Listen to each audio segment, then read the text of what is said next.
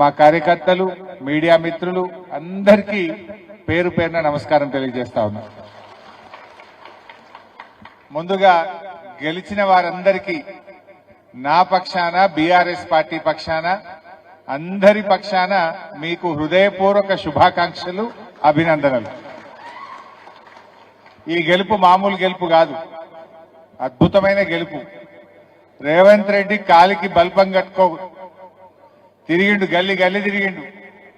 ఎన్ని మాటలు చెప్పిండంటే అసలు జనరల్ గా సర్పంచ్ ఎన్నికల్లో ఎప్పుడు కూడా ముఖ్యమంత్రి అంటే ఆయన తిరగడు. రేవంత్ రెడ్డికి భయం పట్టుకొని ఆయన తిరిగిండు, సర్పంచ్ ఎన్నికల్లో కూడా తిరిగిండు. ఊరూరు తిరిగి ఏం చెప్పిండు, నేను బతుకమ్మ చీరలు ఇచ్చినా చీరలు కట్టుకొని వచ్చి మా కాంగ్రెస్ వాళ్ళని గెలిపిండ్రనే చిల్లర మాటలు కూడా మాట్లాడిండు. చాలా విషయాలు చెప్పిండు. జనరల్ గా రాజకీయాల్లో ఏంటంటే ఒక రూలింగ్ పార్టీ, అధికారంలో ఉన్న పార్టీ లోకల్ బాడీ ఎన్నికలు వస్తే 90% గెలుస్తుంది, 100% గెలుస్తుంది. కానీ ఇప్పుడు ఏమైంది, ఎన్నికల్లో 6,000 కాంగ్రెస్ గెలిస్తే 4,000 సర్పంచులు బీఆర్ఎస్ గెలిచింది. పోయినసారి ఏం జరిగింది, పోయినసారి 32 జిల్లా పరిషత్లు మనం గవర్నమెంట్ ఉన్నప్పుడు, బీఆర్ఎస్ అధికారంలో ఉన్నప్పుడు 32 జిల్లా పరిషత్లకు 32 మనమే గెలిచినాం. 10 డీసీసీబీలు 10 డీసీఎంఎస్లు ఉంటే 100% మనమే గెలిచినాం. సర్పంచ్ ఎన్నికల్లో 80 నుంచి 90% మనమే గెలిచినాం. మరి ఈ రోజు సీన్ రివర్స్ అయింది. ఇంకా 3 ఏళ్లు కాంగ్రెస్ గవర్నమెంట్ ఉన్నా నీ పాలన బాగలేదు అని 35-40% బీఆర్ఎస్ సర్పంచులను గెలిపించింది ఇలా ప్రజలు. అది గుండాగిరి చేసి, పైసలు వంచి, సారా వంచి, పోలీసులను వాడి, అధికార దుర్వినియోగం చేసి ఓట్లు కింద మీద చేస్తే కూడా 4,000 మంది సర్పంచులు ఇలా బీఆర్ఎస్ పార్టీ గెలిచింది.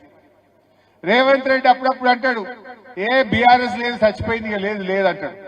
కానీ నిద్రలో కూడా బీఆర్ఎస్ గురించే కల్వరిస్తాడు. బీఆర్ఎస్ పేరు తీయకుండా, కేసీఆర్ పేరు తీయకుండా మాట్లాడతాడు రేవంత్ రెడ్డి. మళ్ళా మీదికి మేకపోతు గాంభీర్యం, ఏ బీఆర్ఎస్ పని అయిపోయింది అంటాడు. ఓసారి ఎప్పుడు అన్నాడు, బీఆర్ఎస్ ఇత్తనం కూడా మొలకెత్తనియ్య అన్నాడు. ఇత్తనం ఇక లేవది, బీఆర్ఎస్ ఇత్తనం మొలకెత్తనియ్య అన్నాడు. బిడ్డ రేవంత్ రెడ్డి, బీఆర్ఎస్ పార్టీ ఇది ఒక ఉద్యమ పార్టీ. తెలంగాణ ప్రజల గుండెల్లో పుట్టినటువంటి పార్టీ బీఆర్ఎస్ పార్టీ. నువ్వు మొలకెత్తనియ్య అంటే నీ గుండెల్లో నుంచి 4,000 మంది సర్పంచులు మొలకెత్తిండ్రు రేవంత్ రెడ్డి. ఇప్పుడు 4,000 గెలిచిండ్రు. నీకు దమ్ముంటే, ధైర్యం ఉంటే ఒక్కసారి జెడ్పీటీసీ ఎంపీటీసీ ఎన్నికలు పెట్టు. ఎందుకంటే అందులో కారు గుర్తుంటది. కారు ఉంటే కేసీఆర్ గారికి వస్తాడు, గుద్ది గుద్దిడిచి పెడతాడు నిన్ను కాంగ్రెస్ పార్టీని. ఆయనకు భయం పట్టుకున్నది, అందుకే కారు గుర్తు ఎలక్షన్ పెట్టలేడు. సర్పంచ్ల కారు ఉండదు కదా, బ్యాటు, ఫుట్బాల్, ఇవి రింగులు, కత్తెరలు ఉంటాయి. ఆడ కారు కలబట్టి అందరు కుదురు. కేసీఆర్ గారికి వస్తుండే. కారు గుర్తు ఎలక్షన్ పెట్టమంటే వెనక ముందు అవుతున్నాడు. కోఆపరేటివ్ ఎలక్షన్, డీసీసీబీ ఎలక్షన్ పెట్టమంటే ఎలక్షన్ పెట్టా మా కాంగ్రెస్ వాళ్ళకి దొడ్డిదారిన నామినేట్ చేసుకుంటా అంటుండు. జెడ్పీటీసీ ఎన్నికలు మెల్లగా చూస్తుంది, ఇప్పుడు ఏం పెట్టాలి అంటుండు. అంటే భయం పట్టుకున్నది కాంగ్రెస్ వాళ్ళకు. ఇలా మీరు గెలిచిన సర్పంచ్లకు మంచి భవిష్యత్తు ఉంటుంది. మీకు బాధ్యత కూడా ఉన్నది. ఒక విషయం చెప్పాలి, ఆర్థిక సంఘం డబ్బులు, 15వ ఆర్థిక సంఘం డబ్బులు ఆనాడు బీఆర్ఎస్ ఉన్నప్పుడు కేసీఆర్ గారు కేబినెట్ లో ఒక నిర్ణయం తీసుకున్నారు. ఢిల్లీకేలు వచ్చే పైసలు రాష్ట్ర ప్రభుత్వ ఖజానాకు పోవు, నేరుగా 85% మా సర్పంచుల ఖాతాల్లోకి పోవాలని నిర్ణయం తీసుకున్నాం. మీరు అధైర్యపడద్దు, రేవంత్ రెడ్డి ఆపలేడా పైసలు. ఢిల్లీ టు గల్లీ డైరెక్ట్ మీ అకౌంట్లనే పడతాయి పైసలు. రూపాయికి 85 పైసలు మీ అకౌంట్లకే వస్తాయి. 10 పైసలు మండలం, 5 పైసలు జిల్లా పరిషత్. అవి ఎలక్షన్ కాలే కనుక రావు. ఎలక్షన్ అయింది కనుక సర్పంచ్ల అకౌంట్లోకే డబ్బులు వస్తాయి. అండ్ ఇంకో ముఖ్యమైన విషయం, సునీతా లక్ష్మారెడ్డి గారికో నాకో చెక్ పవర్ ఉండదు. ముఖ్యమంత్రి రేవంత్ కు చెక్ పవర్ ఉండదు, ప్రధానమంత్రికి ఉండదు. చెక్ పవర్ ఉండేది భారత రాష్ట్రపతికే ఉంటది, మా సర్పంచ్లకే ఉంటది. అందువల్ల మీరు ఎవరికి భయపడాల్సిన అవసరం లేదు. ఆనాడు కేసీఆర్ ఉండగా ప్రతి ఊరికి పంచాయత్ సెక్రటరీని పెట్టిండు. మీరు మీ సెక్రటరీ కలిసి మంచిగా పనిచేయచ్చు. అందువల్ల డబ్బులు రావా వస్తాయా అని వెనక ముందు కాకుండా మీరు చాలా మాటలు ఇచ్చి ఉంటారు, నాకు తెలుసు. ఒక దోసాలైతే మళ్ళా కేసీఆర్ ముఖ్యమంత్రి అవుతాడు, బీఆర్ఎస్ గవర్నమెంట్ వస్తుంది. ఇప్పుడు వచ్చే పైసలు డైరెక్ట్ మీ అకౌంట్ లో పడతాయి. దాంతో ఏమేం చేయగలుగుతారో చేయండి. మంచిగా మోరీలు సాఫ్ ఉండాలి, రాత్రిపూట చీకటి లేకుండా బుగ్గలు వేయాలి, మంచినీళ్లు ప్రతి ఇంటికి పొద్దున్నే రావాలి. రోజు మన ట్రాక్టర్ కొనిచ్చిండు కేసీఆర్, మంచిగా చెత్త ఎత్తి శుభ్రంగా గ్రామాన్ని పెట్టాలి. ఇట్లా మీతో అయిన కాడికి మీరు దండ్లాడు. సునీతమ్మ గారు మీకు అండగా ఉంటది. ఏమైనా అర్థం కాకపోతే మీకు చెప్తుంది. ఇంకేమైనా పెద్ద పనులు ఉన్నాయనుకో, దోసాల తర్వాత మళ్ళా కేసీఆర్ గారు మన బీఆర్ఎస్ ప్రభుత్వం వస్తుంది, ఇంకేమన్నా ఉన్నా కూడా అన్ని చేసి పెడతాం. ఎందుకు? మీరు 5 ఏళ్ల కోసం గెలిచింది కదా, 5 ఏళ్లు కదా. ఇప్పుడు ఈ కాంగ్రెస్ ఇక దోసాల కంటే ఎక్కువేం ఉండదు. దోసాల తర్వాత ఎప్పుడు ఎలక్షన్ వచ్చినా మళ్ళా గులాబీ జెండా ఎగురుతుంది, కేసీఆర్ గారు ముఖ్యమంత్రి అవుతాడు.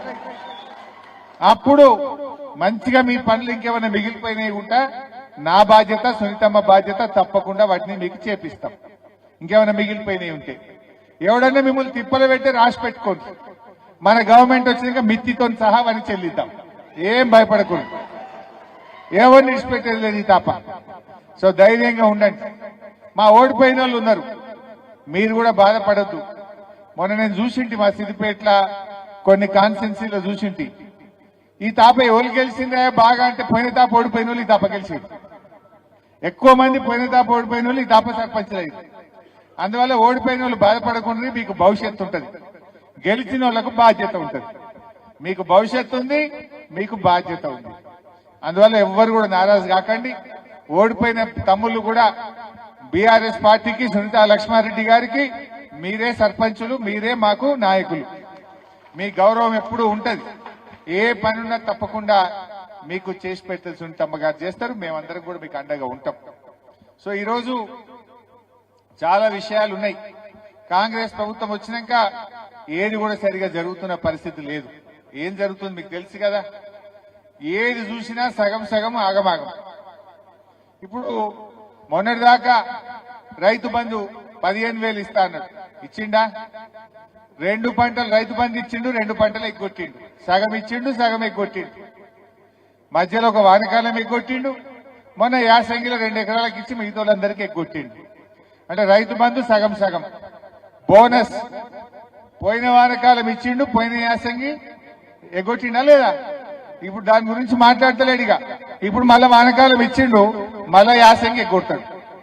అంటే బోనస్ బోగస్, సగం సగం. బోనస్ చూస్తే సగం సగం, రైతు బంధు చూస్తే సగం సగం, బతుకమ్మ చీరలు చూస్తే 2 చీరలు రావాలి, వచ్చింది ఒక్కటి. ఆ ఒక్కటి ఎవరికి వచ్చింది?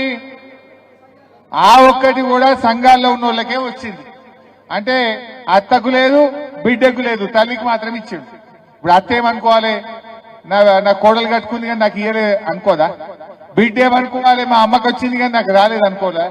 కేసీఆర్ ఉండగా అత్తకి ఇచ్చిండు, బిడ్డకి తల్లికి ఇచ్చిండు, అందరికి ఇచ్చిండు. కానీ రేవంత్ రెడ్డి 2 బతుకమ్మలకు ఇచ్చింది ఒకటే, ఆ ఇచ్చిన ఒకటి కూడా సగం మందికి ఇచ్చిండు, సగం మందికి ఎగ్గొట్టిండు. అవునా కాదా? ఈ రకంగా అంతా ఆగమాగం. ఏ పథకం చూడు, ఇందిరమ్మ ఆత్మీయ భరోసా అన్నాడు, కూలీలందరికీ ఏడాదికి 12,000 ఇస్తా అన్నాడు, డబ్బా కొట్టిండు, పెద్ద పెద్ద హోర్డింగ్లు పెట్టిండు, ఫ్లెక్సీలు కట్టిండు, ఉపన్యాసాలు కొట్టిండు. చూసింది ఏంటంటే మండలానికి ఒక ఊరికి ఇచ్చిండు, అన్ని ఊర్లకే కొట్టిండు. ఒక ఊరికి ఇచ్చిండు, అది ఒక తాపనే ఇచ్చిండు, మిగతా ఊర్లకి అది కూడా ఇయ్యలే. రాజీవ్ యువ వికాసం అన్నాడు, ఇక వచ్చినాయి 6,000 కోట్లు, 6 లక్షల మందికి ఇస్తున్నామన్నాడు, రేపటి నుంచే పడతాయి అన్నారు. పెద్ద పెద్ద హోర్డింగ్లు పెట్టిండ్రు, అది వికసించక ముందే వాడిపోయింది. ఆ రాజీవ్ యువ వికాసం పత్త లేకుండా పోయింది. వచ్చినాయా పైసలు? రాజీవ్ వికాసం యువతకు ఉద్యోగాలు లేవు, నోటిఫికేషన్లు లేవు, కనీసం రాజీవ్ యువ వికాసం కూడా వచ్చింది లేదు. అందరినీ మోసం చేసుకుంటూ పోతా ఉన్నారు. ఏ పాత ఉన్నాయి కూడా వస్తలేవు. ఇలా ఉన్న పథకాలు కేసీఆర్ కిట్ బంధు, బతుకమ్మ చీరలు బంధు, న్యూట్రిషన్ కిట్ బంధు, గొర్రెల పంపిణీ పథకం బంధు, దళిత బంధు బంధు, ఎస్సీ కార్పొరేషన్ బీసీ కార్పొరేషన్ మూలకే పడ్డది. ఇక కళ్యాణ లక్ష్మి తులం బంగారం అన్నారు. అప్పుడు ఏమన్నారు? ఇక జర పెళ్లిళ్ళు ఆపుకోండి, ఇక వస్తుంది ఇందిరమ్మ రాజ్యం, పెళ్లిళ్ళు ఆపుకోండి, మేము వచ్చినాక పెళ్లి చేస్తే కేసీఆర్ ఇచ్చిన 1,00,000 వస్తాయి, తులం బంగారం వస్తుంది అన్నారు. బంగారం అయితే రాలే కానీ ధర మాత్రం 1,40,000 అయింది. తులం అయిందా లేదా? ధర మాత్రం పెరిగింది, ఇచ్చే తులం మాత్రం రాలే. మొన్నెవరో ఎమ్మెల్యే గారు, ఆయన రామగుండం ఎమ్మెల్యేనట, కళ్యాణ లక్ష్మి చెక్కిస్తే ఆమె బిడ్డనెత్తుకొచ్చి, అరే ఏమైందమ్మా నీకు పెళ్లి ఎప్పుడా అంటే, పెళ్లి అయ్యి ఏడాది దాటింది సారు, ఇవాళ బిడ్డ పుట్టినాక నువ్వు చెక్కిస్తున్నావు అన్నాడు. అంటే ఏడికి వచ్చింది కళ్యాణ లక్ష్మి? కేసీఆర్ ఉండగానేమో లగ్గానికి ఇచ్చిండు, వీళ్ళేమో 21 దినానికి ఇస్తురు, పిల్ల పుట్టినాక ఇస్తురు. గట్ల అయిపోయింది. ఇవాళ కళ్యాణ లక్ష్మి దాదాపు 900 కోట్ల రూపాయలు కళ్యాణ లక్ష్మి కింద ఈ ప్రభుత్వం బకాయి పడ్డది. ఆ ఇచ్చే ₹1,00,000 చెక్కులు కూడా ఇవాళ సకాలంలో రానటువంటి పరిస్థితి ఏర్పడ్డది. పిల్లల ఫీజు రియంబర్స్మెంట్ ఇవాళ 9,000 కోట్లు పిల్లల చదువులకు కాంగ్రెస్ పార్టీ బాకీ పడ్డది. కేసీఆర్ గారు ఉండగా ప్రతి సంవత్సరం 2,500 కోట్లు స్కాలర్షిప్ల కోసం పిల్లలకు ఇచ్చిండు. ఎస్సీ ఎస్టీ బీసీ పిల్లలు చదువుకోవాలి, ఇంజనీర్లు కావాలి, డాక్టర్లు కావాలని ప్రతి ఏడాది కేసీఆర్ గారు డబ్బులు ఇచ్చిండు. కానీ రేవంత్ రెడ్డి గారు వచ్చినాక ఎస్సీ ఎస్టీ బీసీల స్కాలర్షిప్లు ఆగిపోయినాయి, పిల్లల చదువులు ఆగమైతా ఉన్నాయి. ఆ పిల్లల చదువులకు కూడా ఈరోజు సాయం చేస్తలేరు. తండాలు బాగుంటాయి మా నర్సాపూర్లో. మా సునీతమ్మ కష్టపడి కేసీఆర్ గారి దగ్గరకు వచ్చి మీ తండాలన్నీ గ్రామ పంచాయతీలు చేసినాం. ఇవాళ మీరు సర్పంచులు అయిందంటే కేసీఆర్ గారి వల్ల ఈ తండాలకు ఇవాళ మీరు సర్పంచులు అయింది. ఆనాడు కేసీఆర్ కదా 10 ఏళ్లు కొట్లాడినా తండాలు గ్రామ పంచాయతీలు కాంగ్రెస్ వాళ్ళు చేయలే. కానీ కేసీఆర్ గారు మీ తండాల మీరే పాలకులుగా ఉండాలని మిమ్మల్ని సర్పంచులుగా చేసిండ్రు, గ్రామ పంచాయతీలుగా చేసిండ్రు. ఈరోజు కాంగ్రెస్ వచ్చినాక ఏమైనా ఇచ్చిందా? కేసీఆర్ 10% రిజర్వేషన్ ఇచ్చిండు ఎస్టీలకు, తండాలు గూడాలు గ్రామ పంచాయతీలు చేసిండు, ఇవాళ మంచి రోడ్లు వేసిండు, మంచి నీళ్లు ఇచ్చిండు తండాలకు. కానీ ఇలా కాంగ్రెస్ వచ్చినాక మా ఎస్టీలకు ద్రోహం చేసింది కాంగ్రెస్ పార్టీ. కనీసం లంబాడీలకు మంత్రి పదవి కూడా ఇయ్యని పార్టీ కాంగ్రెస్ పార్టీ. తండాలలో పైసా పనిచేయలే, ఆ పిల్లలకు ఉద్యోగాల నోటిఫికేషన్లు ఇయ్యలే. ఇవాళ అందరినీ కూడా మోసం చేస్తున్నటువంటిది ఇవాళ ఇబ్బంది పెడుతున్నారు. ఇదే నర్సాపూర్ నియోజకవర్గానికి తండాలకు రోడ్లు వేయాలని 54 కోట్లు ఆనాడు కేసీఆర్ గారు స్పెషల్ ప్యాకేజ్ 54 కోట్లు ఒక నర్సాపూర్ తండాల కోసం ఆనాడు బీఆర్ఎస్ ప్రభుత్వం ఇచ్చింది. ఇలా ప్రజలకు అర్థమైంది, తప్పకుండా భవిష్యత్తు మనకే ఉంటది. ఎన్నికలు ఎప్పుడు జరిగినా ఈ రాష్ట్రంలో మళ్ళీ బీఆర్ఎస్ ప్రభుత్వం వస్తుంది, కేసీఆర్ గారు ముఖ్యమంత్రి అవుతారు. అందులో మనం మంచిగా పనిచేద్దాం. ఇలా కాంగ్రెస్ వాళ్ళు ఏం చేస్తున్నారు? ఏదన్నా మంచి పని ఒకటన్నా అయిందా? అందాల పోటీలు పెడతారు. ఎవరికి పనికొస్తే అందాల పోటీలు? 100 కోట్లు ఖర్చు పెట్టి అందాల పోటీలు పెడతాడు రేవంత్ రెడ్డి. 100 కోట్లు ఖర్చు పెట్టి ఫుట్బాల్ ఆడతాడు రేవంత్ రెడ్డి. నువ్వు ఫుట్బాల్ ఆడితే మాకేమొస్తుంది? నిన్ను ఫుట్బాల్ ఆడే రోజులు దగ్గరలోనే ఉన్నాయి బిడ్డ రేవంత్ రెడ్డి. నువ్వు ఫుట్బాల్ ఆడు కాదు, నిన్ను ఫుట్బాల్ ఆడతారు తెలంగాణ ప్రజలు. ఎందుకంటే సింగరేణి పైసలు 10 కోట్లు, సిఎస్ఆర్ పైసలు 100 కోట్లు, గవర్నమెంట్ పైసలు 5 కోట్లతో స్టేడియం కట్టి ఈయన ఫుట్బాల్ నేర్చుకుంటాడు. ఎవరికి కావాలి?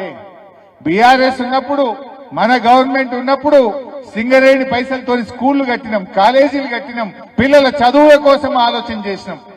ఇలా ఆ డబ్బులుంటే ₹1,00,00,000 స్కూల్ కట్టొచ్చు కదా, ఓ రోడ్లు వేయొచ్చు కదా. నువ్వు ఫుట్బాల్ కోసం 100 కోట్లు ఖర్చు పెట్టుడేంది?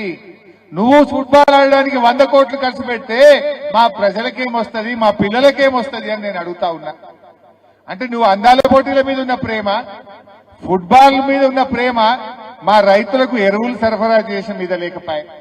మొన్నటిదాకా వానకాలం వానలు పడుతుంటే తడుచుకుంటా లైన్లలో నిలబడ్డాం. ఇప్పుడేమో యాప్లు మ్యాప్లు అంటుంది. ఎవరికి కావాలి ఈ యాప్లు? కేసీఆర్ ఉండగా యాడ్ చేసుకొని, అరే ఆటో ఆయనకు ఫోన్ చేసి నర్సాపూర్కి వెళ్ళి రాగా 4 బస్తాలు వేసుకురారా అంటే వాడు 4 బస్తాలు వేసుకొచ్చి మీ ఇంటికాడ వేయలేదా? ఆటో డ్రైవర్కి చెప్తే ఇంటికాడ వేసిందా లేదా? ఇప్పుడేం గోస, పొద్దుగా లేచి సర్ది కట్టుకొని వచ్చి లైన్లో నిలబడుడేంది? ఇప్పుడు మళ్ళీ యాప్ అంటుండు. ఈ యాప్ ఎందుకు నాకు అర్థం కాదు. పంట పండియడానికి మనకి ఏం కావాలి? ఇంత నీళ్లు కావాలి, ఇంత కరెంటు కావాలి, ఇంత ఎరువులు కావాలి. రేవంత్ రెడ్డి ఏమంటుండు? యాప్లు కావాలి, మ్యాప్లు కావాలి. నీ యాప్లు ఎవరికి కావాలి? నీ మ్యాప్లు ఎవరికి కావాలి? ఇన్నేళ్లు ఎరువులు రాలేదా? ఇంకా మీ ఊర్లకే పంపినాం. అప్పుడు మా కోఆపరేటివ్ చైర్మన్ ఉన్నారు ఇక్కడ. మా చైర్మన్లు లారీలు తెచ్చి ఆటో కిరాయి లేకుండా, అమాలి కిరాయి లేకుండా ఊళ్ళకే లారీలు తెచ్చి బీఆర్ఎస్ ఎరువులు ఇచ్చిందా లేదా? ఇప్పుడేం కోసం పెడుతున్నావయ్యా? ఇప్పుడు రాంగారంగ నర్సాపూర్ సబ్ స్టేషన్ పైన ఆడ చూస్తే 12 గంటల కరెంటే వస్తుంది, 13 గంటల కరెంటే వస్తుంది. కేసీఆర్ ఉండగా 24 గంటల కరెంట్ వచ్చింది. ఇప్పుడు సాయంత్రం 5టికో 6టికో తీసేస్తుండు కరెంటు. మళ్ళా మబ్బుల 4 దాకా వస్తలేదు. వస్తుందా? ఎప్పుడు వస్తుంది?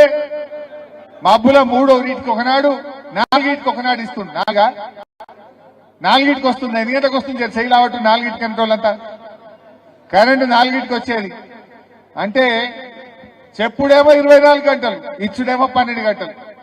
కేసీఆర్ ఉండగా 24 గంటలు వచ్చిన కరెంటు ఇవాళ 12 గంటలకు ఎందుకు తగ్గిందో ఒక్కసారి ఆలోచన చేయండి. ఇప్పుడు నార్లు పోసి పొలాన్ని తయారు చేయాలి మెత్తగా. ఇప్పుడు నీళ్లు కావాలి, రాత్రిపూట మోటార్ నడవాలి. ఇప్పుడు రాత్రిపూట మొత్తం కరెంటు బంద్ పెట్టిండు. రాత్రి సాయంత్రం 5 గంటలకు 4 గంటలకు పోతే పొద్దుగాల 3 గంటలకు 4 గంటలకు రాబట్టే. చెప్పుడేమో 24 గంటలు. రమ్మన్ దమ్ముంటే రేవంత్ రెడ్డి రామ్మా నర్సాపూర్కు సబ్ స్టేషన్ పోదా చూస్తాం. ఏ ఊరికి వస్తావు రా. మా రైతులు చెప్తారు రుణమాఫీ అయినా. అరే రుణమాఫీ అన్నాడు, ఇవాళ రైతులు అకౌంట్లు ఎన్పిఏ అయిపోతున్నాయి. ఎన్పిఏ అయితే రైతులకు నష్టం. ఏమైతే ఎన్పిఏ అయితే పిల్లలకు రేపు లోన్లు దొరకే, ఎడ్యుకేషన్ లోన్ దొరకది. నువ్వు ఇల్లు కట్టుకుంటే హౌసింగ్ లోన్ దొరకది. నీ యొక్క రేటింగ్ పడిపోతున్నది, సిబిల్ రేటింగ్ పడిపోతున్నది. పిల్లలకు లోన్లు రావు. నువ్వు చేసిన మోసానికి నువ్వే చెప్పినావు కదా, ఉరుకురి అప్పులు తెచ్చుకొని నేను మాఫీ చేస్తా రాగానే అంటివి.